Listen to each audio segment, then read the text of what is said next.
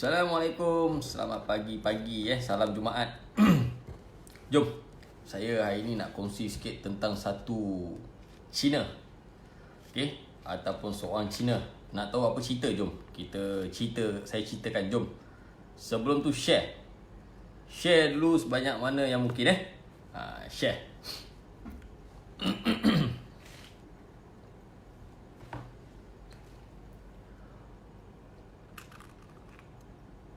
Waalaikumsalam.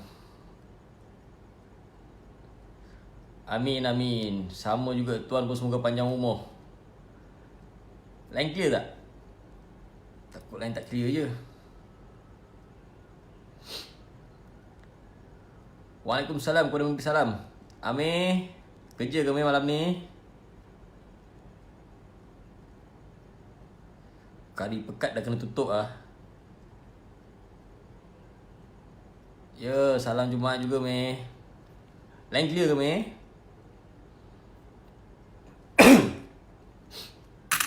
Okay, share dulu. Cukup 1,000. Saya kongsikan satu cerita, InsyaAllah. Okay. Alhamdulillah, kakak semua sihat. Kakak sihat, baby sihat.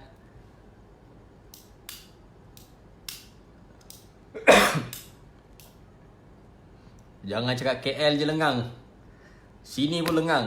Okay, biasanya orang kampung ni suka lepak sampai 3-4 pagi baru akan balik kan. Kampung-kampung dah lengan dah. Lengan pula lengang. Aduh hai, tersasul.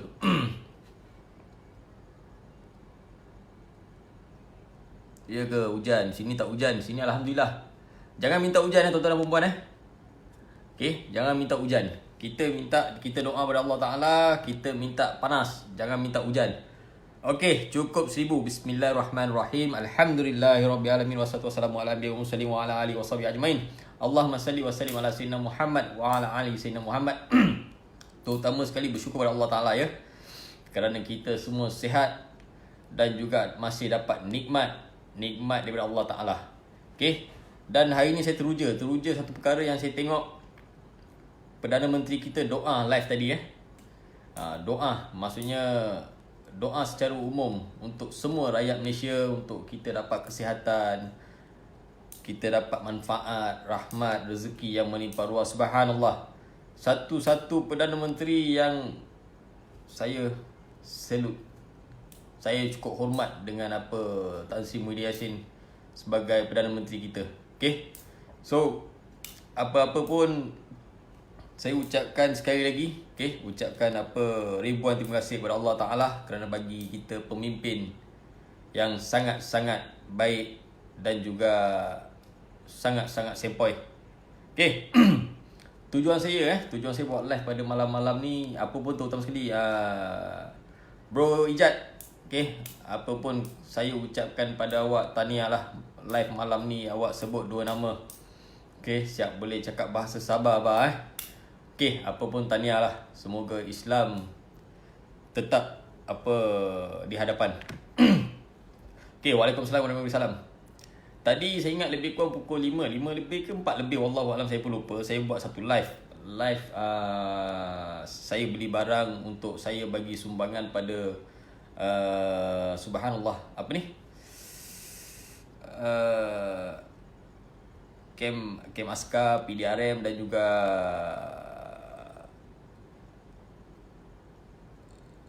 siapa ni, subhanallah, hospital. Okey, susah nak sebut. Otak dah jam dah. Duduk rumah je kan, tak boleh merayau kan. Biasanya merayau kan, daripada Johor, KL utara kan. Sekarang tak dapat merayau. Dah tak dapat jumpa member lama. Rindu member lama ni. Setelah saya buat satu live tu, saya tunjukkan barang-barang tu, saya nak sedekah pada orang ataupun saya nak beri pada orang. Saya nak bergerak ke Gemas. Saya cakap saya nak share sedikit rezeki yang saya dapat ni dengan YB Razak. Kita akan turun padang sama-sama untuk kita jalankan kebajikan. Sedar tak sedar, setelah saya buat live, saya habis live je, ada satu kawan, nak kata kawan lama tak kawan lama lah, lebih kurang saya ingat adalah dalam sebulan lebih dia follow FB saya. Ya, Amir hospital Amir. So dia ni ada buka kedai handphone. dan juga memperbaiki handphone, repair handphone semua. Dia terus call saya. Okay, dia tak ada nombor telefon ni, dia call kedai. Bila dia call kedai, saya pun jawab, tanya. Dia kata, bos ada mana kedai? Kau pun nak balik, cakap kejap lagi nak balik rumah ni. Boleh tak kita jumpa di Sempang nak masuk rumah? Cakap boleh, tak ada masalah. Sampai masa tu saya pun balik, dia pun parking tepi jalan, dia jumpa saya. Dia kata, bos, apa maksud itu sedekah?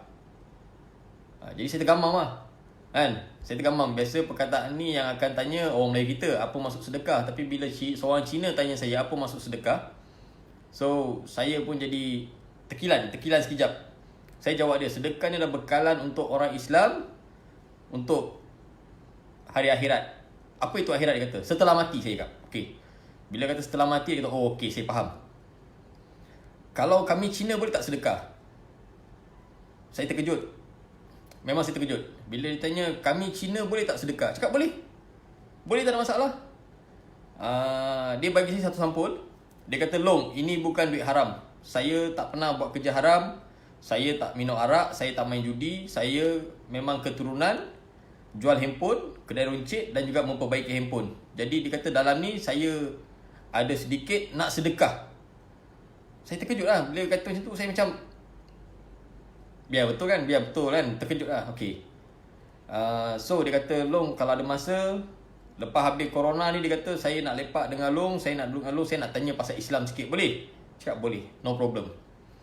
Yang perkataan dia cakap dengan saya, dia kata sebab Long bila cerita bab Islam, saya tengok ada different. Apa yang different saya cakap? Dia kata different maksudnya dia kata boleh terima akal. Bagi kami yang Cina, boleh terima akal, dia kata. So ni bukti saya bagi. Saya tak nak makan duit orang, saya pun tak nak tipu-tipu duit orang. Ni duit tokek kedai handphone ataupun senang kata duit Cina tadi bagi. Saya kira depan orang ramai ni. Ni bukan nak menunjuk, sebagai satu bukti. Dan duit ni saya takkan makan.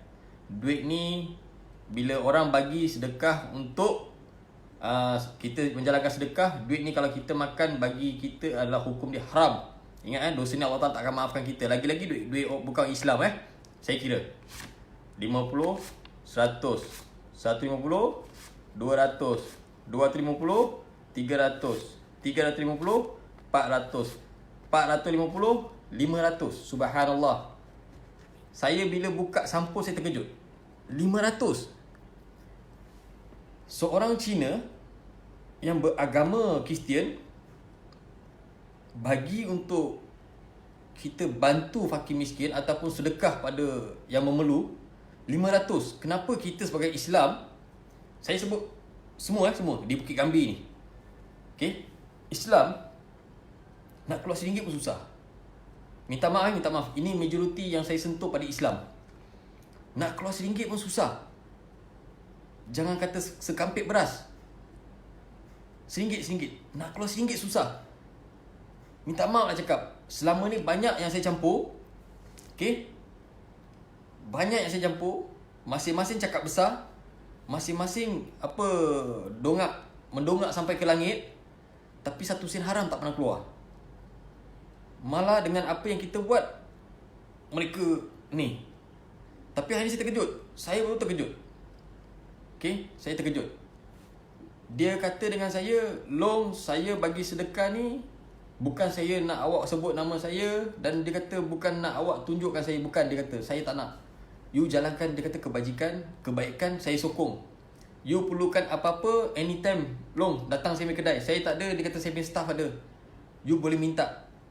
Mana saya mampu, saya tolong.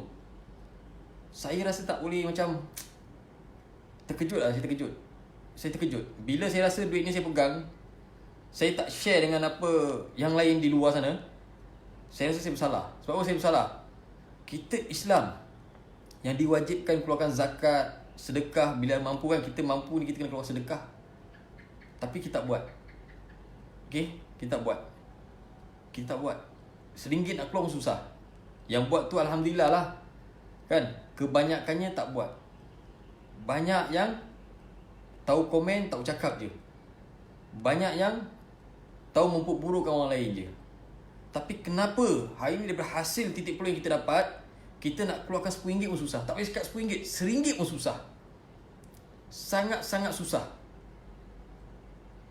So tujuan saya tunjuk duit ni sebab saya takut apa? Saya takut duit ni, yalah kita manusia kan, mempunyai nafsu. Kadang-kadang kita ni manusia, kaya mana pun, jutawan mana pun, billionaire mana pun kan, duit tak pernah cukup bagi manusia.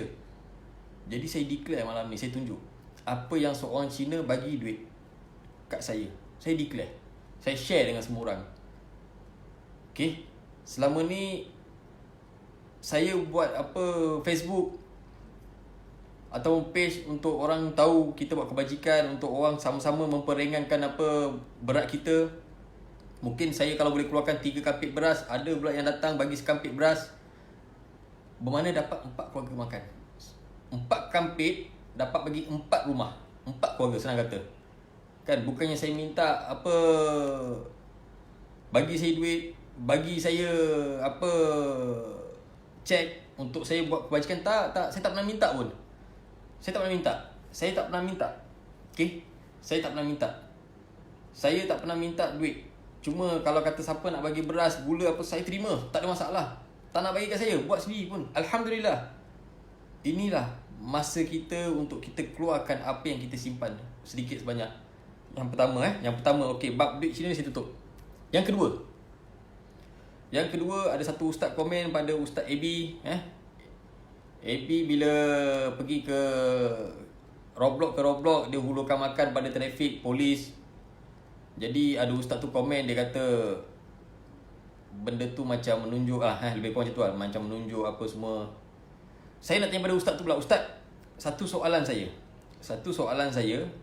Kita buat kebaikan ni banyak orang halang Banyak betul orang halang. Betul, kita buat kebaikan ni banyak betul orang tak suka, banyak betul orang komen, banyak betul orang punya fatwa, banyak betul cempedak goreng kan, banyak sangat.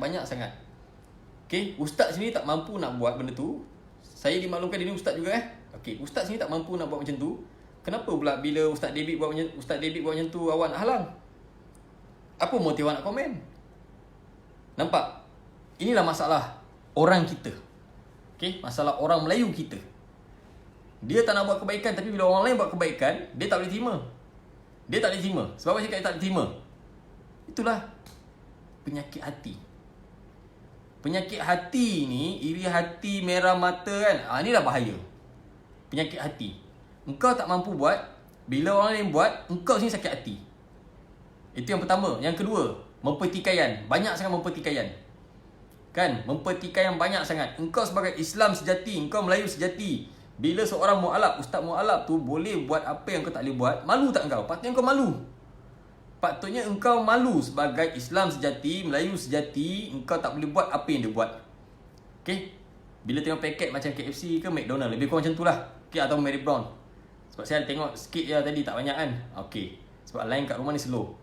Engkau sini tak boleh tolong orang, lepas tu kau nak bank orang tu pula. Nampak? Inilah namanya penyakit hati. Penyakit hati ni lagi teruk daripada COVID-19. Okay? Ataupun COVID-19. Ni bukan aura 19 ni bukan aura. Aura dah tak ada dah. So, orang macam gini lah yang bahaya. Islam menjatuhkan Islam ni lah. Engkau tak boleh buat kebaikan, lepas tu kau halang orang lain buat kebaikan. Okay?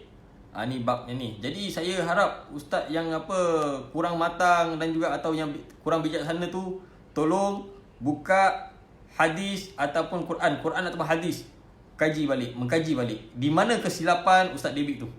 Okey. Kalau bagi saya awak yang silap. Sebab apa saya kata awak yang silap? Sebab awak sendiri menghalang orang memberi sedekah ataupun derma. Mana kitab awak belajar ustaz?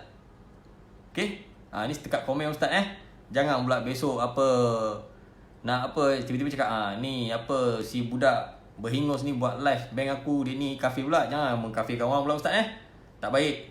Okey. Bab yang ketiga ni nasihat. Janganlah pula nanti maki amun saya Kalau maki amun pun terima kasih, sebab apa, mencucikan dosa saya. Kepada rakyat Malaysia kan, yang disayangi, yang dihormati. Okey. Kita memang susah sangat kaki nak melangkah ke surau, ke masjid. Kalau bab komen, memang semua orang pandai. Kalau bab macam time macam gini, kenapalah solat Jumaat tak boleh lah, Apa ni kerajaan baru ni teruk lah, kerajaan baru ni tu lah, macam-macam kau komen. Okay? Sebelum kau nak komen pada Perdana Menteri, Menteri Agama ataupun kau nak salahkan sebab apa tak boleh pergi solat Jumaat, aku nak tengok satu benda ni, satu perkara. Aku takui restoran ni. Aku tokey restoran. Bila kata tokey restoran, kedai ada CCTV. Dulu tak ada CCTV tu lain cerita lah. Pukul 1.45 masih pakai kopiah, songkok, duduk kat kedai, masih makan lagi. Masih ada yang makan lagi. Time tu kau tak hiraukan pasal solat Jumaat. Time tu kau hiraukan pasal perut yang lapar. Tapi bila sekarang ni engkau komen, bukan main lagi nak tunjuk kau ni good. Surau depan rumah, pintu tutup waktu azan. Okay? Tak kira azan subuh ke, Zuhur ke, Asar ke, Maghrib ke, Isyak ke, sama je lah. Silap-silap dunia kiamat pun aku tak sedar. Surau depan rumah, masjid depan rumah, kau tak nak jejak kaki pula. Solat Jumaat jauh sekali. Jauh sekali solat Jumaat. Semua yang pandai komen, yang pandai cakap apa tak boleh pergi solat Jumaat lah, apalah semua ni. Faham? Termasuk saya nasihat diri saya ni. Okay? Jahat-jahat saya macam mana sekalipun, okay, saya akan kejar. Dapat tak dapat saya akan kejar. Maksudnya 5 waktu ni, kalau kata tertinggal pun, insyaAllah lah kan. Buat masa ni, malam curi masa masih cuba kodokkan lagi. Okay? Ada lagi. Solat Jumaat, lewat macam mana sekalipun, saya tetap akan pergi. Okay? Saya akan pergi. Kalau kata tak ada kerja apa-apa, tak ada tugas apa-apa, saya orang paling awal pergi solat Jumaat. Sebab apa saya kata tu? Come on lah. Kita kena ingat, okay? Jumaat adalah satu-satunya hari yang Nabi Muhammad Rasulullah SAW, okay, jadikan penghulu kepada semua hari. Faham tak? Hari yang sangat-sangat istimewa bagi orang Islam. Time masjid open, kau tak nak pergi solat Jumaat. Okay? Bila kata time-time macam gini, baru kau sibuk dengan solat Jumaat lah, macam-macam. Okay? Kita tutup bab solat Jumaat. Kita buka pula bab protokol ataupun orang kata apa, disiplin diri. Okay? Disiplin diri ni bukannya disiplin pakai baju yang smart. Okay? Cukup syarat. Bukan. Disiplin diri ni maksudnya, bila kata Duli Yang Maha Mulia Agung kita dah umumkan, jangan keluar rumah, duduk rumah. Jikalau apa ada keperluan, seorang saja keluar rumah. Perdana Menteri pun cakap benda yang sama, Ketua Polis Negara pun cakap benda yang sama, jawatan-jawatan kuasa pun cakap benda yang sama. Tolong jangan keluar rumah. Tapi ada lagi segelintir kan tak faham bahasa. Tahu tak, sebab awak semua tak faham bahasa lah, kita kena tambah lagi 14 hari. Kita kena tambah lagi 14 hari. Lepas tu kau pandai pula nangis kering. Oh, kita kerja. Kalau tak kerja macam nak bini nak makan lah. Macam mana tok nak makan, nenek nak makan, mak nak makan. Kan? Sebelum korang buat satu-satu perkara, patutnya korang fikir dulu. Faham? Patutnya korang fikir dulu. Macam mana kalau kita degil, kita keluar rumah juga. Ada segelintir saya tengok siap bawa anak lagi. Tak payah cerita jauh. Kat Bukit Gambir ni, kat Bukit Gambir. Anak saya duduk berdepan lagi. Dengan tak pakai mask, tak pakai apa benda kan. Terus. Nampak?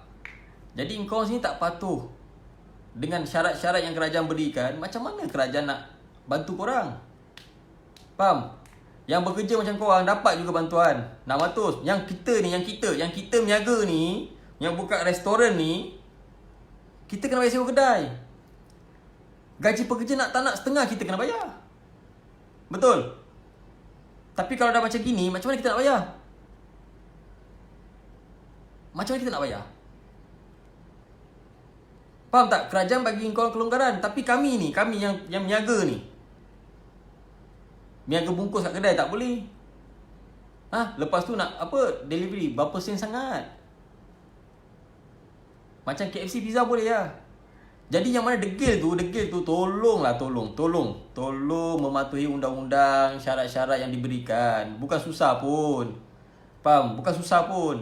Kalau 2 minggu yang diorang tambah ni, kita masih degil lagi, masih banyak lagi, masih merebak lagi, dia tambah lagi 2 bulan. Korang pilih lah 2 minggu ke 2 bulan. Korang pilih sendiri.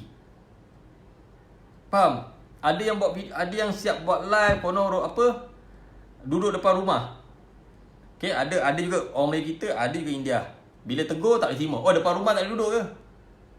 Bang, depan rumah tu angin, Dengan cuaca, dengan orang lalu lalang, penyakit kena bang. Jangan cakap penyakit tak kena. Dia suruh duduk dalam rumah, bukan depan rumah, bukan di halaman rumah. Kalau kau boleh duduk di halaman rumah bebas, baik kau boleh keluar masuk. Ada otak tu guna sikit bang. Allah bagi otak tu guna sikit. Terutama sekali kita ni, kita orang Melayu ni, yang Islam Yang Islam tolong menghormati undang-undang. Okay, atau perintah yang kerajaan dah keluarkan. Simple je. Kita pun dah penat dah. Faham? Siang, malam, pagi, petang tengok tembok. Tengok tembok, tengok siling, tengok anak, tengok bini. Tengok tembok, tengok siling, tengok anak, tengok bini. Buka Astro, cerita yang sama. Jadi bukan susah pun. Mematuhi undang-undang. Okay? Dan yang terakhir sekali, saya pun tak nak bebel panjang-panjang. Saya pun tahu awak semua pun menyampah tengok muka saya, betul? Okay, saya pun menyampah tengok skrin hari-hari. Yang terakhir sekali, simple.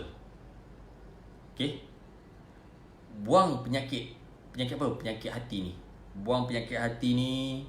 Sementara kita duduk di rumah ni kan, 5 waktu saya rasa insyaAllah semua orang boleh buat. Jangan bohong tak boleh buat 5 waktu. Dah duduk kurung di rumah ni, kalau 5 waktu masih kau tak boleh buat, bermakna kau ni Islam atas nama je.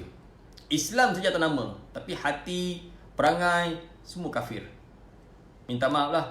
Okay, siapa yang rasa tak boleh terima, boleh PM tepi. Saya jelaskan, tak ada masalah.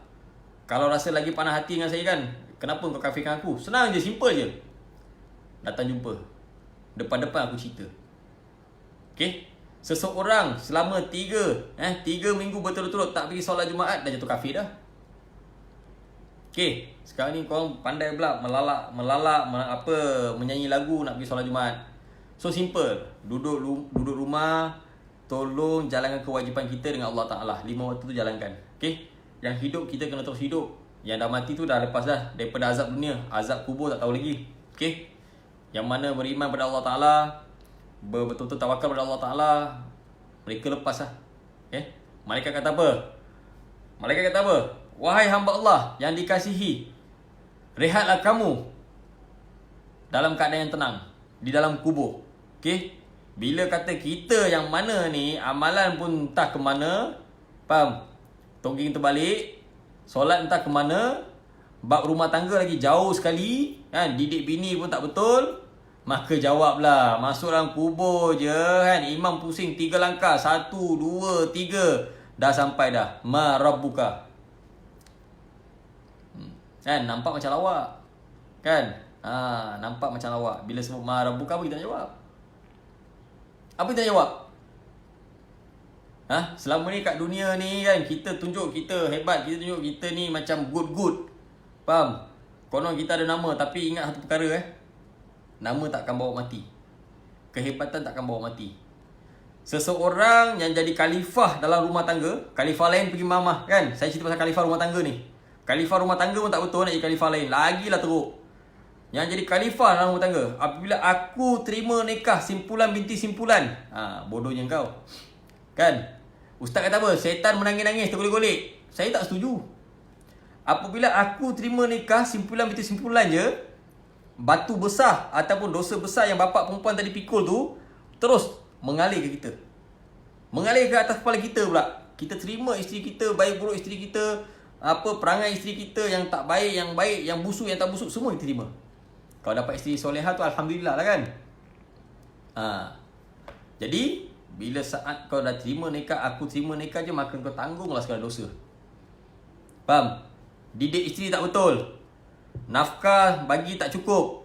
Nafkah ni zahir batin Faham? Bab agama kau fail dengan isteri kau. Okay? Lepas tu apa lagi? Tanggungjawab yang paling besar apa? Sebelum kita dapat zuriat, kita didik isteri kita macam mana kita nak didik anak kita. Faham? Khalifah di dalam rumah tangga ni, sebelum kau nak jadi imam pada orang lain, kau jadi imam untuk isteri kau dulu. Kau jadi imam untuk isteri kau dulu, barulah kau sibuk jadi imam orang lain. Sebelum kau nak jadi khalifah orang lain, kau sibuk jadi khalifah isteri kau dulu, khalifah anak kau dulu. Faham? Barulah kau sibuk nak jadi khalifah orang lain. Ini sibuk jadi khalifah orang lain, rumah tangga pun tak betul, bini buka mata sikit kau dah kecut, tapi dengan orang lain kau nak tunjuk kembang dada. Kan? La haula wala quwata illa billahil aliyyil azim. Ini semua ciri-ciri yang akan mendatangkan kita apa besok? Mudarat diri kita. Ingat, yang akan datang penyakit pada diri kita, yang akan datang musibah pada diri kita, yang akan datang kifarah, cash Allah Taala akan bagi pada kita. Tak cepat lambat, tak lambat, tak dunia, akhirat ada. Ingat kifarah. Simple je. Okey. Jadi kepada yang tak boleh terima apa yang saya tegur, saya mohon maaf. Okey, kalau tergasar pun saya mohon maaf. Saya share ilmu saja. Faham? Sebab tu hari ni minta maaf lah, saya ni pun bukan sempurna. Saya daripada saya kahwin dengan isteri saya sehingga hari ni, apa yang saya sampaikan pada isteri saya, apa yang saya beritahu pada isteri saya, baik bab agama, baik bab rumah tangga, baik bab hidup, semua alhamdulillah dia terima. Sebab itulah saya boleh kerja jauh. Lepas tu saya kadang-kadang saya tinggalkan isteri saya seminggu, kadang 2 minggu. Isteri saya tak ada masalah. Okay. Sekarang baru saya buka kedai, baru stay. Tak macam dulu. Dulu saya selalu tinggal isteri saya. Sebab apa? Saya buat kerja kontrak. Bila kerja kontrak ni faham-faham lah. Saya sendiri bancur simen, saya sendiri kat batu, saya sendiri panjat bumbung. Habis kerja kontrak, saya buat kerja lain pula. Cuci longkang, bersih longkang, semua dah buat. Semua kerja saya dah buat. Cat rumah, semua dah buat. Korek jamban, semua dah buat. Sebab tu isteri saya faham saya. Sebab tu daripada awal sebelum saya kahwin dengan isteri saya dah bagi tahu siapa saya, asal usul saya daripada mana, siapa saya, apa perangai saya, apa keburukan saya, apa kebodohan saya, semua saya declare.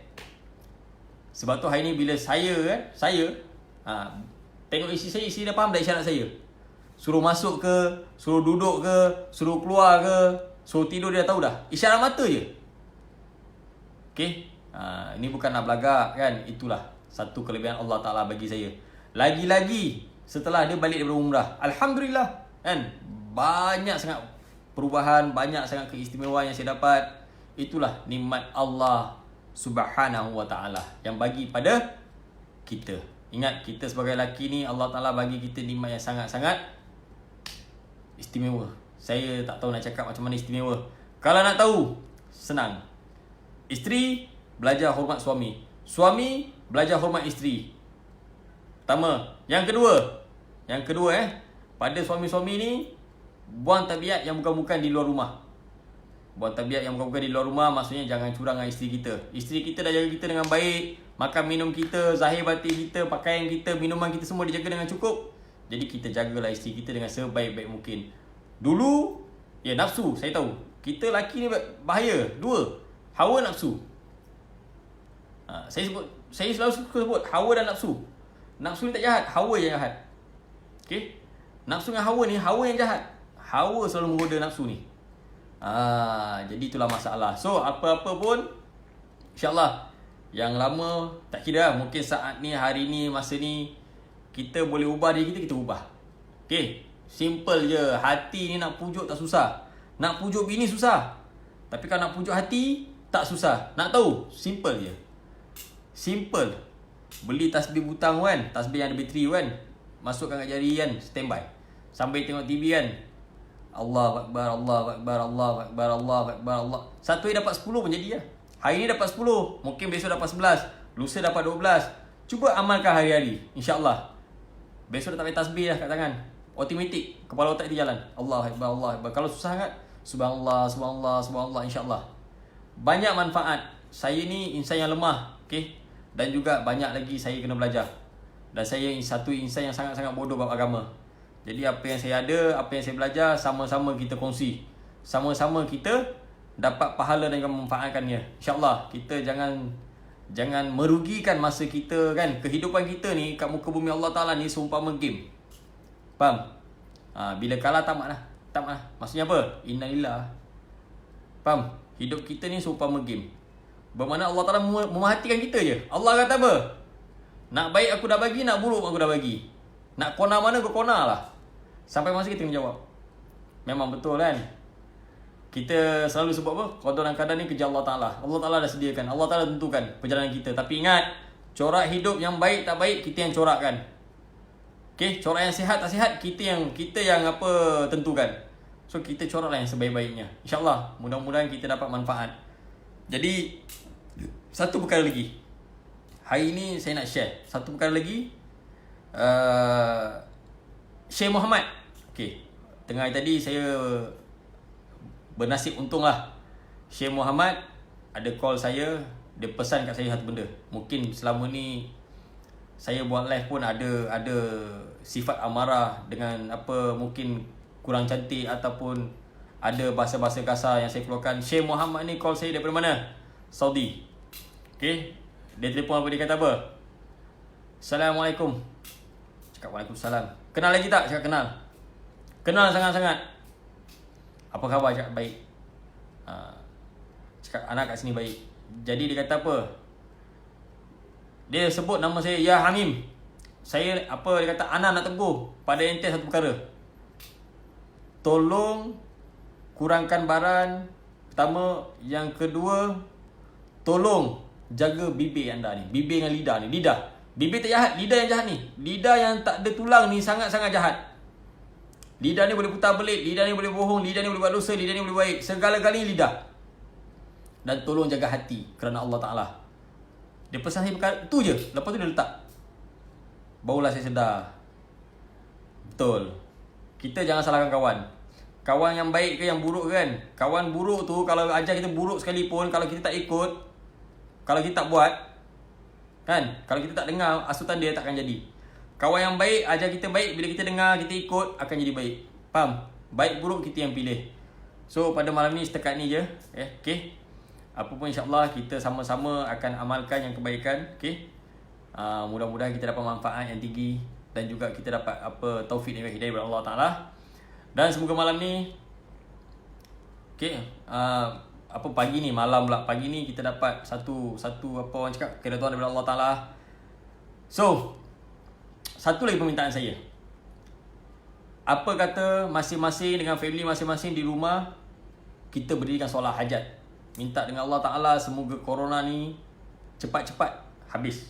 Dan kita semua boleh bebas macam dulu. Boleh keluar, boleh makan, boleh minum, boleh berjalan dengan anak bini, boleh jumpa sahabat-sahabat lama, boleh share ilmu, kongsi ilmu, boleh buat kebaikan. InsyaAllah sama-samalah kita dirikan solat hajat untuk kita dapat cegah satu virus yang sangat-sangat besar ni di dunia hari ni. So kita sama-samalah, okay, kita sama-samalah berdoa pada Allah Ta'ala agar kita semua dapat satu jawapan yang terbaik untuk hidup kita, insyaAllah. So mudah-mudahan semua, saya doakan agar semua sihat dan juga semua Allah Ta'ala berikan kekuatan jiwa dan juga raga. Okay, sama-sama kita doa. Dan satu lagi jangan lupa, kita ni hamba. Bila sebut hamba ni, kita kena ingat, kita kena sedar, Kandeleng, belum tidur lagi Kandeleng. InsyaAllah Kandeleng, betul. Semoga Allah Ta'ala sentiasa berikan kita kesihatan dan juga cepat-cepat hapuskan apa virus ni. So ingat, bila kita sebut diri kita hamba, kita adalah hamba. Okay, kita mengaku kan, hamba. Kita adalah hamba. So hamba ni, kita pun tahu diri hamba ni kat mana. So ingat, satu lagi saya ulang lagi sekali. Ini adalah satu zikir saya yang sangat-sangat saya suka. Apa zikir yang saya amalkan selalu? La ilaha illa anta subhanaka inni kuntu minaz zalimin. La ilaha illa anta subhanaka inni kuntu minaz zalimin. La ilaha illa anta subhanaka inni kuntu minaz zalimin. Dan juga surah Al-Ikhlas. Ini amalkanlah, insyaAllah. Mudah-mudahan Allah Ta'ala kikiskan hati kita yang kotor, yang kaudi ni kan, yang jadi apa, beku macam syaitan ni, Allah Ta'ala kikis, jadi bersih semula, InsyaAllah. So Kandeleng, InsyaAllah Kandeleng, ada rezeki habis Covid ni, kita lepak-lepak minum Kandeleng InsyaAllah Kandeleng, semoga awak pun sihat tu. Dan saya doakan semua sihat. Terkasar bahasa, terkurang ajar, ataupun mengguruskan hati sesiapa, saya susun 10 jari, mohon maaf, mohon ampun, dari hujung rambut sampai hujung kaki sampai hujung rambut. Mudah-mudahan kita semua dalam limpah rahmat Allah Ta'ala dan juga lindungan Allah Ta'ala. Dan semoga kita semua dapat keputusan apa yang baik, maksudnya virus ni cepat-cepat dihapuskan oleh Allah Ta'ala. InsyaAllah, apapun doa-doakan saya ni hamba Allah yang jijik, yang lemah, tiada daya dan upaya untuk saya melakukan sesuatu kecuali dengan rahmat Allah Ta'ala. Dan doakan saya, jika ada salah silap saya, tolong tegur saya ni insan yang biasa. Macam saya sebutkan tadi, banyak kelemahan saya, banyak kesalahan saya, banyak juga dosa saya. Jangan lupa tegur saya, sebab saya pun perlu tegur dan juga nasihat. InsyaAllah, apa-apa pun kita akan share dan juga kongsi. Doakan saya. Dan juga saya akhiri dengan kalam Assalamualaikum warahmatullahi wabarakatuh.